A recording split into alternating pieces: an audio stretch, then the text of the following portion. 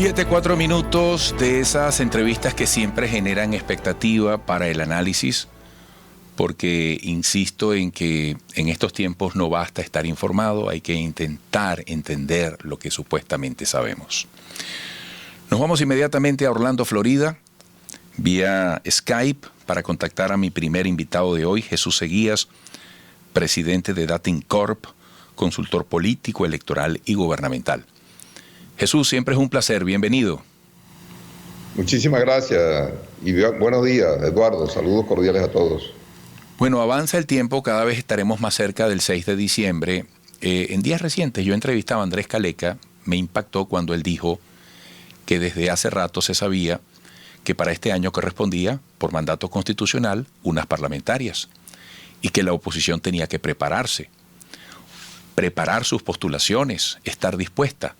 Y que una vez llegado el momento, si se consideraba por mayoría que no estaban dadas las condiciones, bueno, tenía que decírselo al país, pero que estuviese preparada. Y Jesús, tú sabes muy bien que un proceso como este requiere de condiciones legales, técnicas, pero también de una realidad política. ¿Qué estás viendo al sol de hoy, tal como van las cosas con las parlamentarias? Bueno, en primer lugar, yo debo recordar algo que decía en Twitter, hace unos días atrás, que en la política, cuando alguien ejerce la política, en el ejercicio de la política, siempre hay que estar preparado para el juego duro del adversario, en primer lugar. En segundo lugar, un político tiene un rol de liderazgo importantísimo.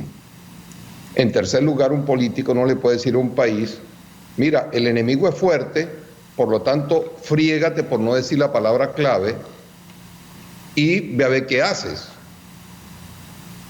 Porque el pueblo lo que le va a responder es: tú eres político, por tanto, resuelve. Sencillo. Y el tema es que hemos llegado a un punto en que se están viendo las consecuencias de una estrategia política que comenzó en el 2014, basada en el Maduro vete ya, y esa política no contemplaba para nada un escenario de carácter electoral como tal. Si quienes propiciaron esa política creen que la única forma de salir del gobierno de Nicolás Maduro y de él es a través de una insurrección popular, una insurrección militar, etcétera, etcétera. Pues bien, eso está, desde ya hace más de 10 años, yo vengo sosteniendo que eso está descartado. Desde el fracaso del golpe del 11 de abril, desde el fracaso del paro petrolero, desde el fracaso de muchos fracasos opositores durante 10 años, los primeros 10 años de Chávez, ya yo entendía que la oposición se estaba comiendo un elefante, y los elefantes se comen en rodaja. Eso en primer lugar. En segundo lugar, comprendí que la oposición venezolana está estructurada política, racional, emocionalmente, no para escenarios de violencia. De hecho, el venezolano como tal no está hecho para la violencia. Eso es un pueblo dicharachero, chistoso, fregador de la paciencia y de la vida. Y gracias a Dios, no es un pueblo guerrero, de guerras como tal. Es un pueblo de mucha dignidad, eso sí. Es un pueblo de mucho valor, pero no está hecho para eso. Entonces, el tema es que el escenario de lucha natural de la oposición son los escenarios electorales. Desde hace décadas Venezuela está trabajando y trabaja en función de elecciones, y los opositores, los políticos venezolanos están hechos para elecciones, incluyendo los chavistas de paso. Entonces, lo que no se puede entender, y este es el otro elemento de la política que es importante, es que, y esa es parte de la historia del poder desde siempre, desde Nabucodonosor hasta nuestros días, y es que el enemigo siempre trata de que tú pelees en el terreno de él, y el deber tuyo es pelear en el tuyo, en el que a ti te conviene, donde tú eres fuerte, obvio, lógico, elemental, básico. El escenario natural, en la zona de confort de quienes propician, al chavismo gobernante, es el escenario de la confrontación, incluyendo la violenta. Después del fracaso del 11 de abril, los gobiernos chavistas se han preparado para escenarios de guerra asimétrica, escenarios de confrontación violenta, y de paso la épica de todos los revolucionarios socialistas del mundo, de izquierdistas, ultraizquierdistas, que es la confrontación con los Estados Unidos. Por eso es que digo que el que crea que ellos están sufriendo porque Estados Unidos está molesto con ellos, o Estados Unidos está, digamos, radicalizado en contra de ellos, pues se equivocan. Ellos están en su épica revolucionaria, ellos están en su zona de confort, toda su vida se prepararon para este momento. Entonces, obviamente que ese escenario de confrontación le pertenece al chavismo gobernante, porque además es el que tiene el poder de coacción suficiente para ejercerlo. La oposición no tiene ese poder. Entonces, no se puede seguir pidiéndole a los venezolanos que salgan a la calle a pelear, a exponer su vida, como ya lo han hecho. Ya tenemos cientos de muertos, miles de heridos, miles de encarcelados y detenidos y exiliados del país, 5 millones de venezolanos en el éxodo. No podemos seguir insistiendo en una vía que no tiene futuro. Jesús, no te quiero interrumpir porque estás hilvanando un análisis muy interesante y muy útil para todos los venezolanos, pero ¿cuál es la vía que le va quedando a la oposición en la medida en que avanza el tiempo y no hay un mensaje definitivo? El conocido hasta hoy, en líneas generales, es que es impensable, inviable participar. Pero pasa el tiempo y te pregunto, ¿ya está dada la última palabra? ¿Ya están todas las cartas echadas? ¿Es irreversible esto que estamos viendo actualmente en cuanto al ánimo general de quienes quieren un cambio en el país? ¿Cuál es la vía en este momento para la oposición? ¿Cómo la ves tú? Ante las parlamentarias. En política no hay nada irreversible, en primer lugar. La política es eso. Y a veces hay que estar preparado para ese juego duro, como yo lo decía al comienzo. Y la oposición no puede pedirle a un gobierno al que acusa de asesino dictatorial, etcétera, etcétera. No le puede pedir que se comporte como un demócrata suizo. Mira, Jesús, disculpa la interrupción. Jesús, disculpa la interrupción. Deja tu respuesta, por favor, y disculpa que te la pedí y ahora te detengo. Deja tu respuesta, que requiere de tiempo, para la próxima parte. Te lo agradezco de corazón. Mantente allí y, amigos, no se aparten de la pantalla, no se aparten de su radio, porque este es un muy interesante análisis. Regresaremos.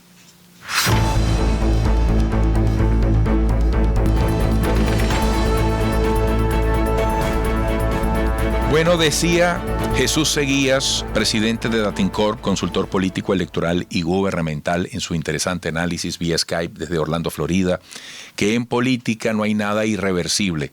Por favor, Jesús, retoma el análisis. Muchas gracias, Eduardo. Yo venía diciendo que en política no hay nada irreversible, que las decisiones que tomaron hoy alguna parte de la oposición venezolana de no participar en las elecciones parlamentarias puede revertirse. O sea, para eso están las negociaciones, los acuerdos.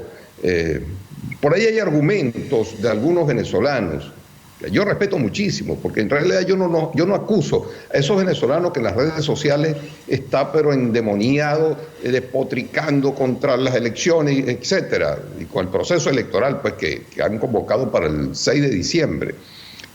Yo no los culpo, porque es que ellos no son, la mayoría de los venezolanos no son políticos de oficio, pero un político de oficio que esté diciendo las cosas que dicen, eso es lamentable, porque es una demostración de ignorancia política.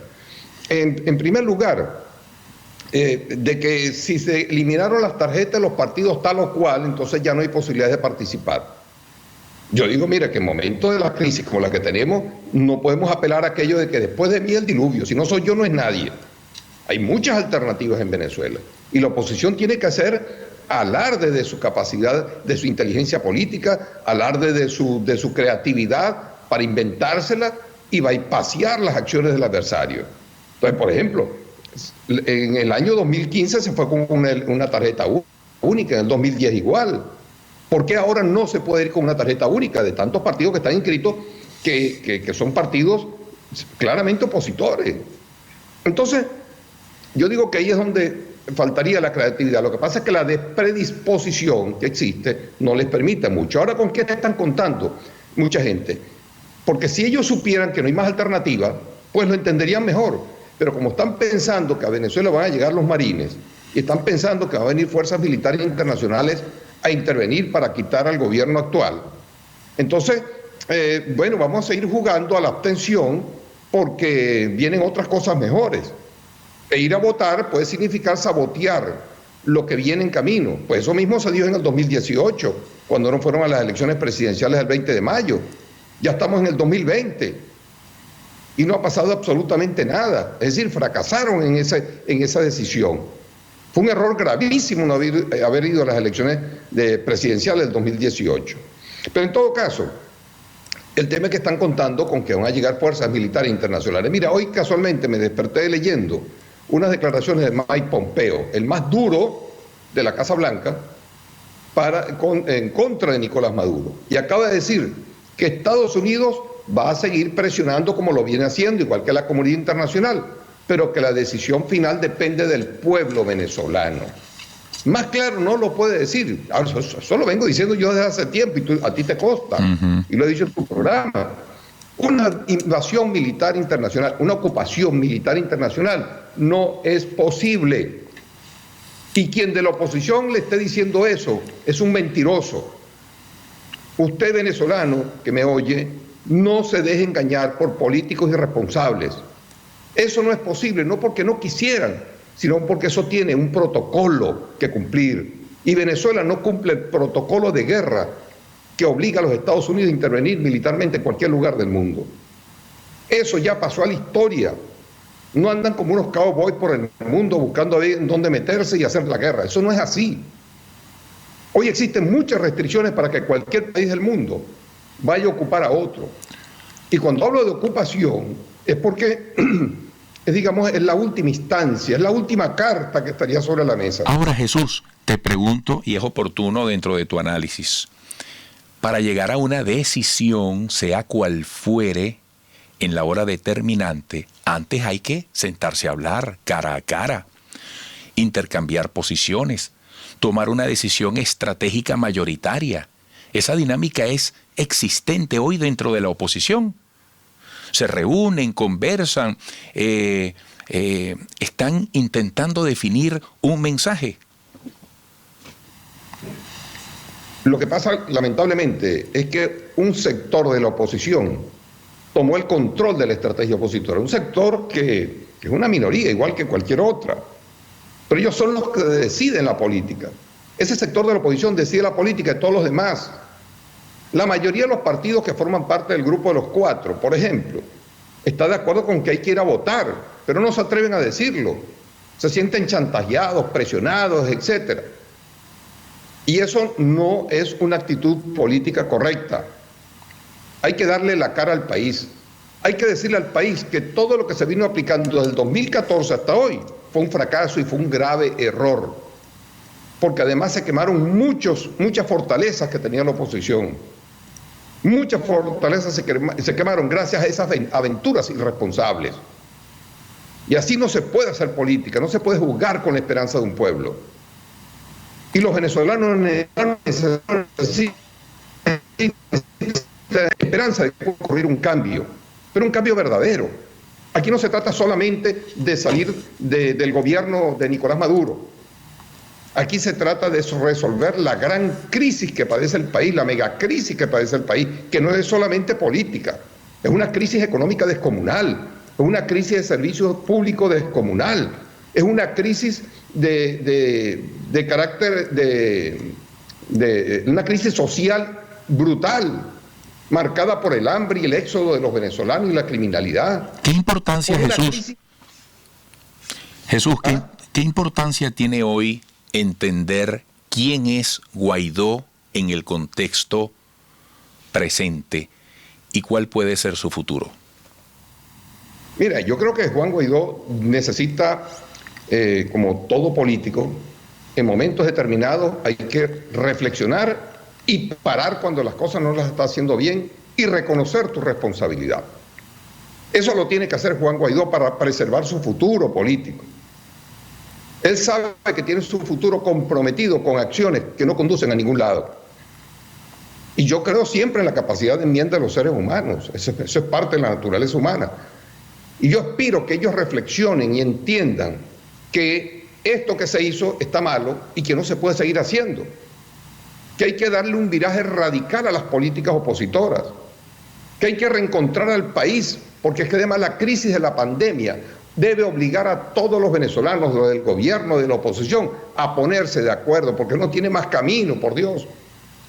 No es que haya alternativas, porque en el gobierno no tiene más alternativas. El gobierno está colapsado desde el punto de vista económico y desde el punto de vista del funcionamiento del ejercicio del poder. Y la oposición tampoco la tiene fácil. El problema es que con ese país dividido, ese país extenuado, ese país colapsado, con eso vamos a enfrentar la inmensa crisis generada por la pandemia del coronavirus. Porque los venezolanos que crean que hasta ahora no hay nada peor que puedan pasar por lo que han pasado, se equivocan. Viene algo peor, porque la recesión mundial es devoradora, catastrófica. Los propios Estados Unidos son el país más afectado en el mundo por el tema del coronavirus, desde el punto de vista de la salud y desde el punto de vista económico y financiero. Eso hay que entenderlo. El mundo no es el mismo de hace 4 meses atrás.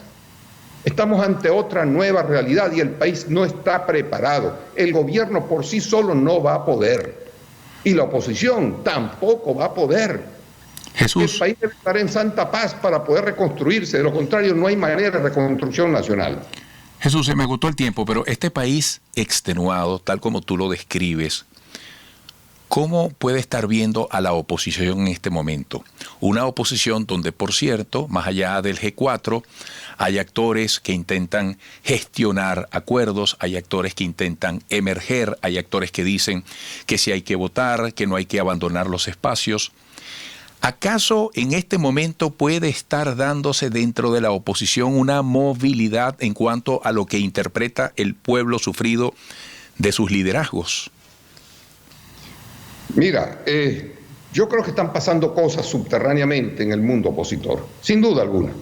Yo creo que el reto electoral que se ha planteado es un reto que mueve el piso de la oposición venezolana y sobre todo aquellos venezolanos que creen en la vía electoral o en la vía pacífica para resolver la crisis, incluyendo el pasar por un proceso de negociaciones, ganar. Entonces, eso se está moviendo en este momento. ¿En qué va a parar? No sé.